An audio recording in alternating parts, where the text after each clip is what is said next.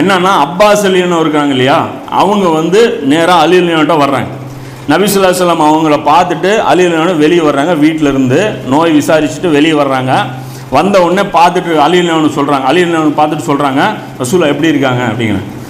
அலி அலியான் சொல்கிறாங்க, நல்லா இருக்காங்க, முதல்க்கு இப்போ பரவாயில்ல, இம்ப்ரூவ்மெண்ட் இருக்குது அப்படின்னு சொல்லும்போது அப்துல்லா இவர் சொல்கிறாங்க, யார் அப்பாஸ் அலியான் சொல்கிறாங்க, இல்லை அப்துல் முத்தலிபுடைய முகங்கள் எனக்கு தெரியும், ரசூலுல்லாஹ்வுடைய அப்பா தாத்தா பேரை சொல்லி சொல்கிறாங்க, இந்த ஃபேமிலி வந்து எப்படி மூஞ்சி இருக்குங்கிறது எனக்கு தெரியும், மரணக்கலை வந்துருச்சு, ரசூலுல்லாஹ்வுடைய முகத்தில் மரணக்கலை வந்துருச்சு, நான் பார்த்துட்டேன், அதை நான் கவனிச்சிட்டேன், இன்னும் 2-3 நாளில் நபி ஸல்லல்லாஹு அலைஹி வஸல்லம் மரணிச்சிருவாங்க, அதுக்கப்புறம் நீ இன்னொருத்தனுடைய அடக்குமுறைக்கு கீழே நீ வந்துடுவ அப்படின்னு சொல்லி அலி அலியானும் எச்சரிக்கை பண்ணுறாங்க. வேற ஒருத்தன் உன்னைய நிர்வாகம் பண்ணுவான் அப்படிங்கிற மாதிரி ரசூலுல்லாஹ் சொல்கிறாங்க. இப்படி சொன்ன உடனே இப்படி பயமாக இருக்குது எனக்கு, யாராவது நம்மளை வந்து அதிகாரம் பண்ணுவாங்களோ, புதுசாக யாராவது வந்து அதிகாரம் பண்ணுவாங்களோ அப்படின்னு பயப்படுறாங்க. இவர் பயந்த மாதிரி தான் நடந்துச்சு.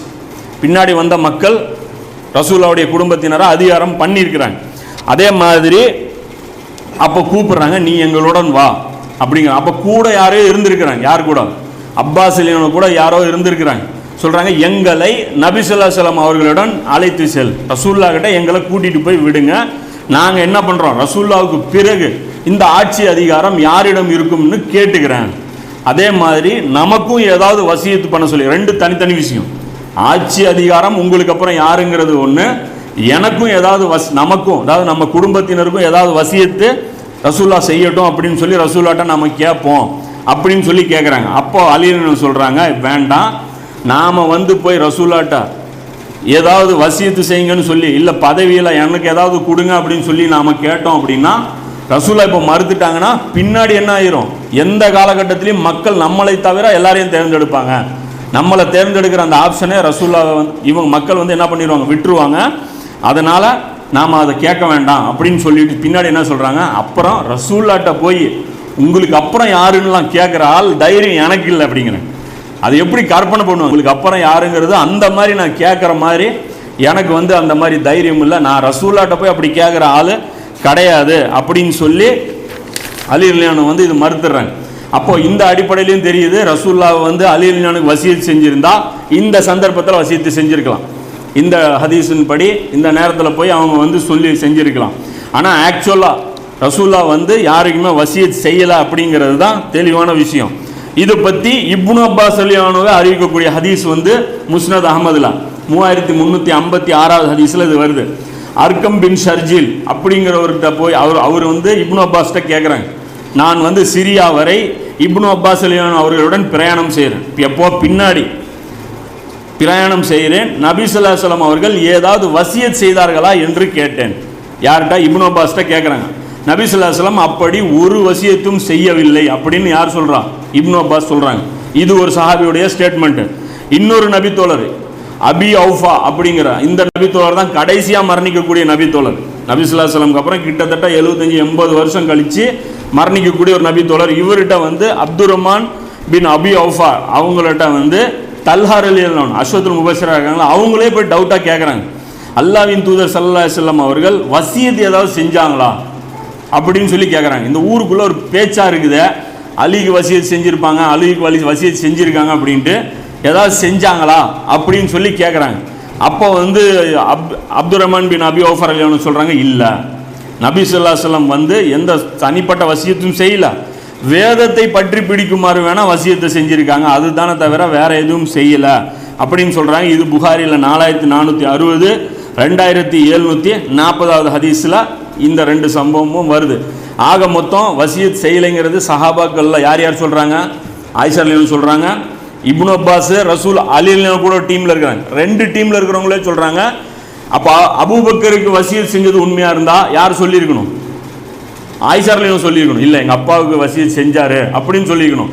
அலிக்கு வசியத் செஞ்சதா உண்மையாக இருந்தால் யார் சொல்லியிருக்கணும், இப்னு அப்பாஸ் சொல்லியிருக்கணும். அப்போ 2 டீமில் இருந்தும் 2 பேருமே பிரச்சனைகளில் கூட இருந்தவங்க. சிஃபின் யுத்தத்தில், அதாவது ஜமல் யுத்தத்தில் யார், ஆயிஷா ரலியல்லாஹு ஆப்போசிட் டீமு, இந்த பக்கம் இப்னு அப்பாஸ் ஆப்போசிட் டீம், 2 பேருமே ஒத்துக்கிறாங்க, ரசூலுல்லாஹ் யாருக்கும் ரெக்கமெண்ட் பண்ணல அப்படிங்கிறது மொத்தத்தில் இது வந்து சரியான ஒரு இது கிடையாது. அப்புறம் இன்னொரு விஷயம் என்னன்னா, உமர் ரலியல்லாஹு தனக்காக அதை தடுத்தாங்களா, அந்த வசியத்தை ஏதாவது எழுதி கொடுத்துருவாங்க, அதனால் நாம் போஸ்டிங் வந்துடக்கூடாது. கிடையாது. ஏன்னா அபூபக்கரை தேர்வு செஞ்சதே உமர் ரலியல்லாஹு தான். அவருடைய நியத்தை வந்து நாம் வந்து என்ன பண்ண முடியாது, குறை காண முடியாது.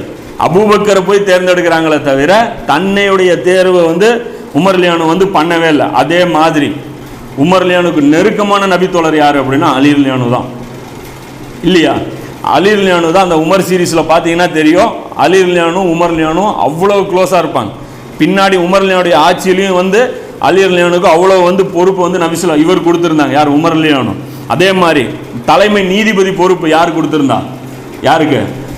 அலி ரலியல்லாஹுக்கு தான் உமர் ரலியல்லாஹு கொடுத்துருந்தாங்க. அலி ரலியல்லாஹு கோபமாக இருந்தாங்கன்னு வச்சுங்க, உமர் வந்து எனக்கு வர்ற வசியத்துக்கு எடுத்து விட்டாரு அப்படின்னா அவர் பக்கத்தில் இவர் இருப்பாரா? இருக்க மாட்டார். அதே மாதிரி ஆலோசகர் கூட இருக்கிற ஆலோசகர் யார்? உமர் ரலியல்லாஹுக்கு அலி ரலியல்லாஹு தான் இருந்தாங்க.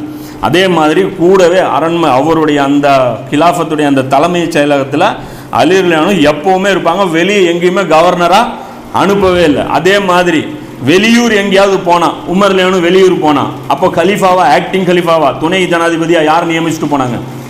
அலி ரலியல்லாஹு நியமிச்சுட்டு போனாங்க. உமர் ரலியல்லாஹு அவங்களுக்கு அலி ரலியல்லாஹு மேலே கோபமோ இல்லை ஆத்திரமோ இருந்தால் நியமிச்சுட்டு போவாங்களா? இப்போ போன இடத்துல உமர் ரலியல்லாஹு மவுத் ஆயிட்டாங்கன்னு வச்சிங்க, யார் கலீஃபா? இப்போ அலி ரலியல்லாஹு ஆட்டோமேட்டிக்காக கலீஃபா ஆயிடுவார்.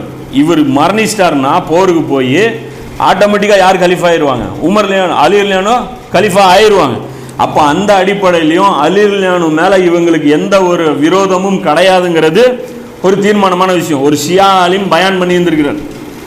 பயான் பண்ணிட்டு இருக்கும்போது இந்த ஒரு சகோதரர் போய் அவர்கிட்ட கேள்வி கேட்டிருக்காரு, நீங்கள் வந்து உமர் ரலியல்லாஹு பற்றி இவ்வளோ தவறாக பேசுகிறீங்களே, ஏன் ஒரு கேள்வி கேட்குறேன் பதில் சொல்லுங்கன்னு சொல்லி தான் இந்த மேற்கண்ட அந்த கேள்வி கேட்டிருக்காங்க. என்ன அப்படின்னா, உமர் ரலியல்லாஹு வெளியூர் போகும்போது அலி தானே நியமிச்சுட்டு போனாங்க, அந்த நேரத்தில் மவுத் வந்துருந்தா யாருக்கு ஆட்சி போயிருக்கும் அப்படின்னோடனே அவரே சொல்லிக்கிறார், ஆமாம் அலிக்கு தான் போயிருக்கணும். அப்போ என்ன பதில் சொல்லுங்கன்னொன்னே அப்படியே முழிச்சார்.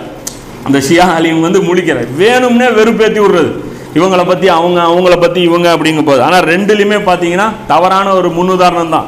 அதே மாதிரி தனக்கு பின்னாடி யார் ஆட்சிக்கு வரணும் அப்படின்னு சொல்லி உமர் ரலியல்லாஹு வந்து ஒரு வசியத்து செய்கிறாங்க. அதில் வந்து 6 பேர் கொண்ட ஒரு கமிட்டியை வந்து அந்த அஸ்வத்துல் முபஷரால 4 பேர் மரணம், மீதி இருக்கக்கூடிய 6 பேரை வந்து யார்? உமர் ரலியல்லாஹு நியமிக்கிறாங்க. அந்த 6 பேரில் ஃபர்ஸ்ட் பேர் எது? அலி ரலியல்லாஹு தான். இது புகாரில் 3700வது ஹதீஸில் இது வருது. அப்போது அலி ரலியல்லாஹு வந்து இவங்க வெறுக்கக்கூடியவங்களா இருந்தா, இன்னைக்கு ஷியாக்கள் வந்து ரொம்ப வெறுக்கிறது யாருன்னா உமரை தான் முதல் இடத்துல வச்சுருப்பாங்க. ஏன்னா இந்த ஹதீஸ் காரணம். இந்த ஹதீஸ் அவங்களுடைய கிதாபுகள்லையும் இருக்குது, நம்முடைய கிதாபுகள்லையும் இருக்குது. இது உமர் ரலியல்லாஹு கெடுத்து விட்டாரு அப்படிங்கிறது. ஆனால் உண்மை என்ன அப்படின்னா அப்படி ஒன்றுமே கிடையாது. ரசூல்லாவே அந்த எண்ணத்தை கைவிட்டுட்டாங்க. நபி ஸல்லல்லாஹு அலைஹி வஸல்லம் அவங்களே அந்த வசியத்து செய்கிற எண்ணத்தை கைவிட்டுட்டாங்க. இதுக்கு ஆதாரம் என்ன அப்படின்னு பார்த்தீங்கன்னா, ஜாஃபிர் ரலியல்லாஹு அறிவிக்கக்கூடிய ஒரு ஹதீஸ், நபி ஸல்லல்லாஹு அலைஹி வஸல்லம் அவர்கள் மரணத்திற்கு முன் ஒரு ஏட்டை எழுதி தருகிறேன்னு கூப்பிட்டாரு.